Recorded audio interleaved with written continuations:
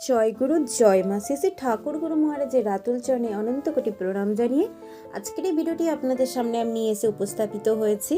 তো আজকের এই ভিডিওতে আমি আলোচনা করব যে জীবনে সুখী হওয়ার জন্য প্রধান 10টি টিপস যদি আপনারা মেনে চলেন, অতি অবশ্যই আপনাদের জীবন সুখী থাকবে এবং আপনাদের জীবন সুন্দর হয়ে উঠবে। তাই নিজেকে দুঃখের মধ্য থেকেও নিজেকে সুখ খুঁজে পাবেন। তো আসুন, এই 10টি জিনিস যদি আপনারা প্রতিনিয়ত মেনে চলেন, অবশ্যই আপনাদের সুখী জীবন পরিণত হবে। তো এই 10টি টিপস কি? তো আজকের এই ভিডিওতে আমি সেই বিষয়ে আপনাদের সাথে আলোচনা করব। তো ভিডিওটি শুরু করার আগে আপনাদের কাছে একটি একান্তই অনুরোধ, ভিডিওটি যদি ভালো লেগে থাকে ভিডিওতে অতি অবশ্যই একটি লাইক করবেন, আর আপনারা যদি চ্যানেলে নতুন হয়ে থাকেন অবশ্যই চ্যানেলটি সাবস্ক্রাইব করবেন। তো আসুন সেই সুন্দর গুরুত্বপূর্ণ টিপসগুলি আমরা শুনতে থাকি।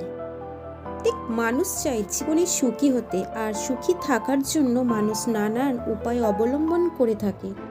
তবে প্রকৃতভাবে তখনই সুখ বা খুশি আনা সম্ভব যখন নিজেকে সঠিক সংকল্প ও নিয়মের মধ্য দিয়ে চালনা করা যাবে। কিছু কিছু ছোট নিয়ম জীবনে অনেক বড় বড় পরিবর্তন আনতে পারে।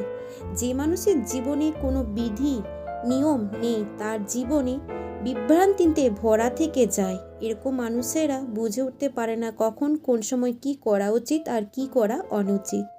একমাত্র নিয়মই পারে জীবনকে সঠিক দিশা দিতে, আর কোনো নিয়ম নীতি না থাকলে জীবনের অবস্থা বেশিরভাগ ক্ষেত্রে খারাপের দিকে ধাবিত হতে থাকে।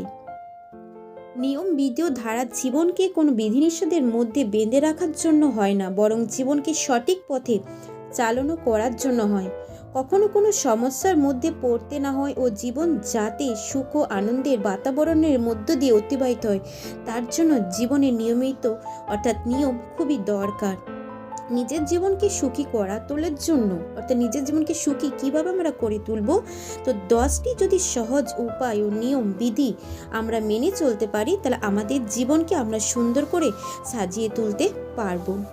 প্রথমত, যদি অতীতের সাথে শান্তি স্থাপন, অর্থাৎ অনেক সময় এমন কিছু ঘটনা আমাদের জীবনে ঘটে যেগুলি মনে দাগ কেটে যায়। সেই ঘটনাগুলো কোনোদিন জীবন আশা করেনি, সেগুলো যদি ঘটে মনে তার খারাপ প্রভাব পড়ে, যা সহজে ভুলে যাওয়া সম্ভব হয় না।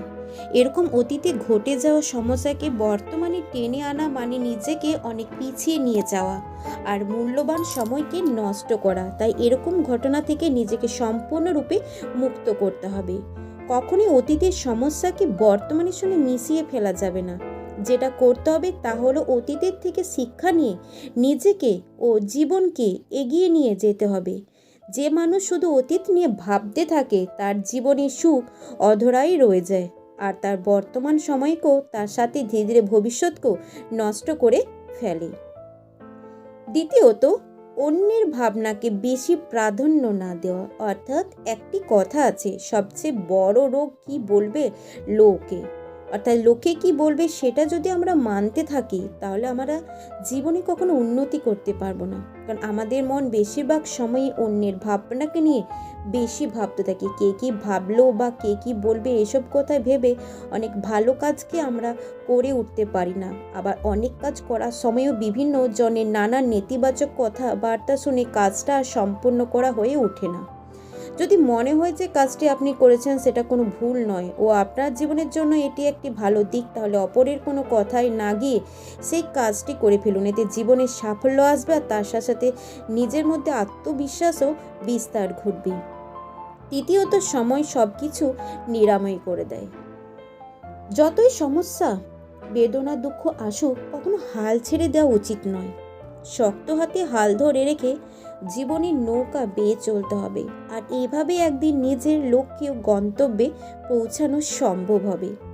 সময় একদিন সব বেদনা ও দুঃখগুলোকে ভুলিয়ে দেয়। শুধু সময়কে সময় দিতে হবে, যেটা আমরা করতে পারি না, যেটা সময় করে দেখায়। শুধু নিজেকে ঠিক ভুলের পথটি বেছে নিতে হবে।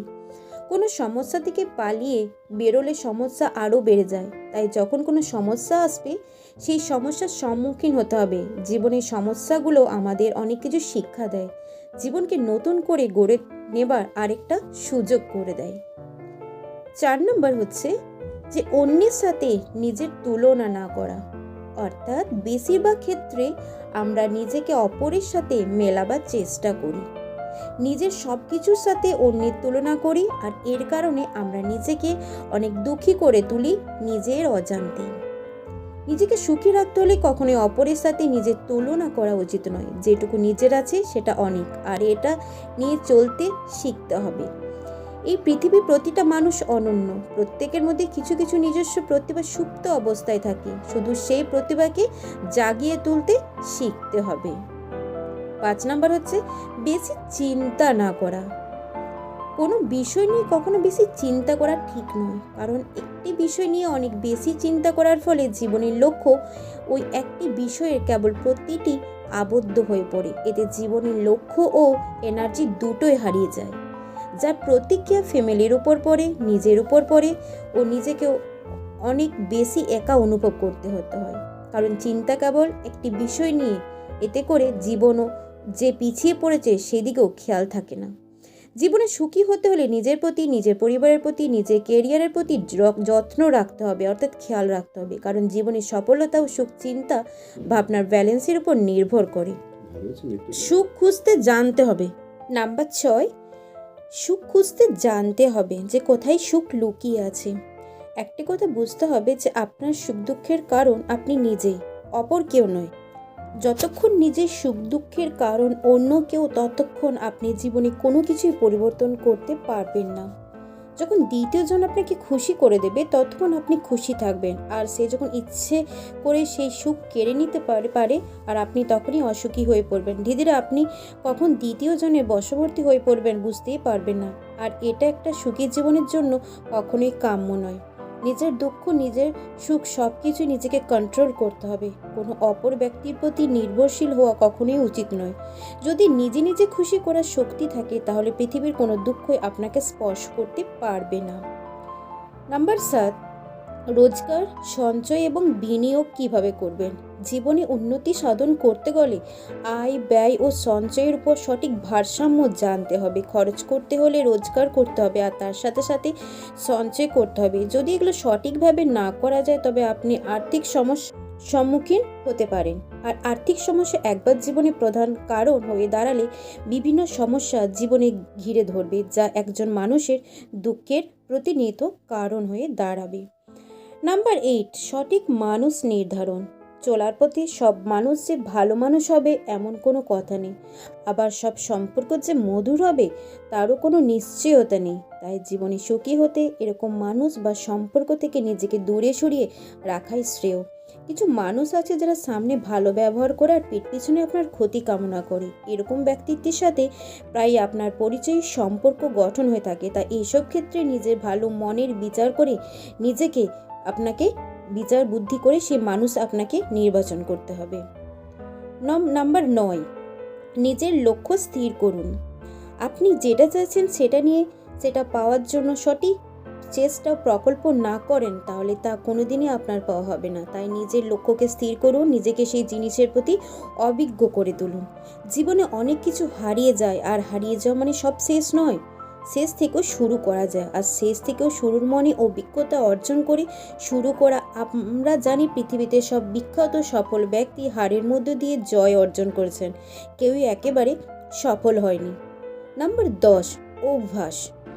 অর্থাৎ মানুষের অভ্যাস বলে দেয় তার ভবিষ্যৎ জীবন কেমন হবে। সবথেকে বড় দুটি অভ্যাস হলো খাওয়া এবং ঘুমানো। যে ব্যক্তি এই দুটি সাধারণ অভ্যাস পালন করে চলে না, সে কখনোই সফল হতে পারবে না। যে মানুষ নিয়ম মেনে খাওয়া দাওয়া শোয়ার অভ্যাস করে না, সে সবসময় অসুস্থ হয়ে পড়ে, মনে দুঃখী হয়ে পড়ে। তাই জীবনে এমন অভ্যাস গড়ে তোলা উচিত যা নিজেকে পিছনের দিকে নিয়ে যায়। নিজের মধ্যে এমন অভ্যাস করে তুলতে হবে যা জীবনকে সামনের দিকে ধাবিত করে। যদি আপনি 10টি নিয়ম মেনে চলা যায়, তবে একটি সুখী জীবন পাওয়া সম্ভব, অর্থাৎ অসুখী জীবন থাকবেন না। আর নিজের লক্ষ্যে পৌঁছানোর পথটি অনেক সহজ সরল হয়ে দাঁড়াবে। তাই আপনাদেরকে প্রতিনিয়ত খেয়াল রাখতে হবে যে আপনারা জীবনে সুখী থাকতে গেলে, অর্থাৎ প্রত্যেকটা মানুষের জীবনে অনেক কিছু বাধা বিপত্তি সমস্যায় জর্জরিত হয়ে পড়ে মানুষ, কিন্তু ভেঙে পড়লে চলবে না। অর্থাৎ মানসিক মনোবলটা আনতে হবে, যেটাই মানুষকে একটা সফল পথে অর্থাৎ সুখী রাখার জন্য একটা সঠিক পথ নির্ধারণ করে দেবে।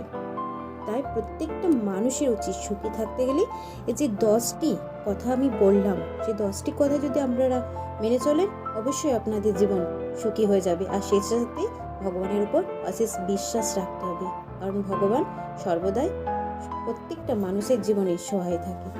তাই আপনারা আপনাদের জীবনকে সুন্দরভাবে গড়ে তুলুন আর ভগবানের উপর বিশ্বাস রেখে সঠিক কাজ নির্বাচন করে যান। তো আশা করি আপনাদের ভিডিওটি ভালো লেগেছে। ভিডিওটি ভালো লেগে থাকলে ভিডিওতে ছোট্ট একটি লাইক করে চ্যানেলটি অবশ্যই সাবস্ক্রাইব করবেন।